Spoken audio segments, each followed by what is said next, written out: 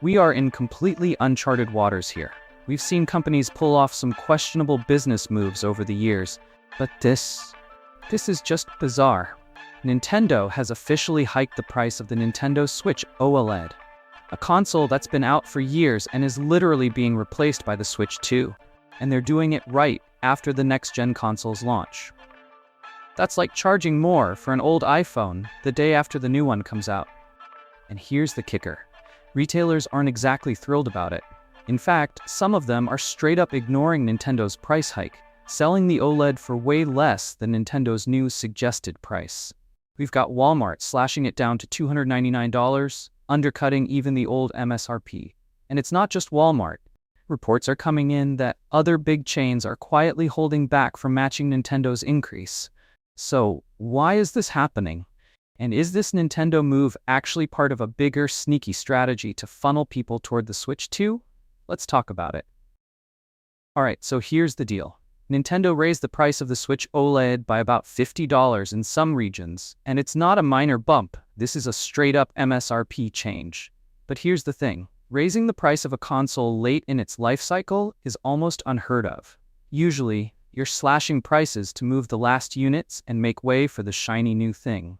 Instead, Nintendo went in the complete opposite direction. It's not just the hardware either. We've also seen older Switch games and accessories quietly creep up in price over the last year in certain regions. But the OLED bump is the headline grabber. Nintendo's official reasoning?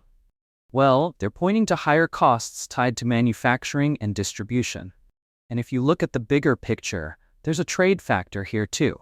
A lot of Switch consoles are produced in Vietnam, and recent US tariffs on Vietnamese imports have made it more expensive to bring them into the country.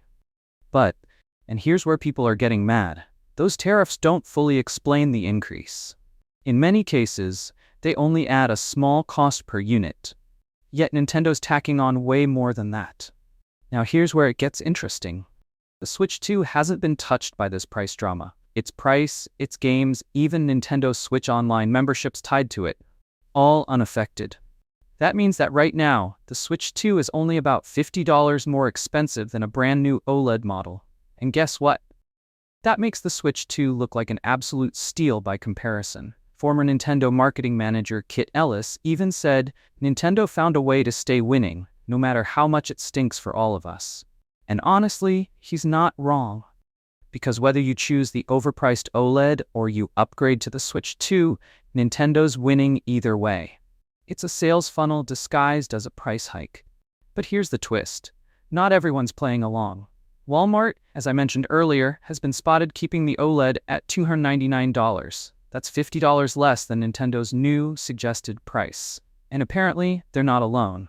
Some other big retailers are doing the same thing quietly, either sticking to the old MSRP or offering constant sales that conveniently keep the price where it used to be. That's not just generosity. It's them knowing that consumers are already annoyed and that jacking up the price on a 6-year-old console isn't going to move units. And if enough stores refuse to go along with Nintendo's pricing, it could force Nintendo to back down. Or at least rethink how they're trying to push people toward the Switch 2. This isn't just about a $50 price hike. It's about how Nintendo is positioning itself in the market right now. We're watching them try to balance the tail end of the Switch's life while hyping up the Switch 2. And in doing so, they're testing just how far they can push consumer loyalty. The thing is, Nintendo fans are loyal, sometimes to a fault. But there's a breaking point. And this feels like Nintendo getting way too comfortable with the idea that they can charge whatever they want, and people will just accept it. And if you ask me, the retailers fighting back?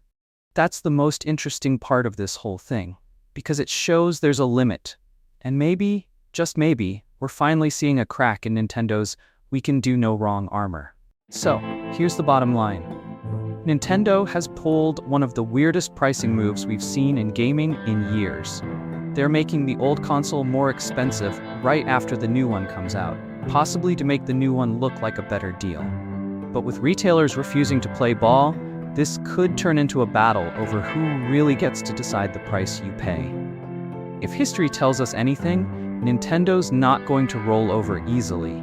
but neither are the big retail chains. And honestly, I'm here for it. Because if there's one thing we know, it's that corporate greed thrives in silence. And right now, people are starting to make some noise. What do you think? Is Nintendo being clever here, or is this just another example of a company milking its fan base dry? Let's talk about it in the comments.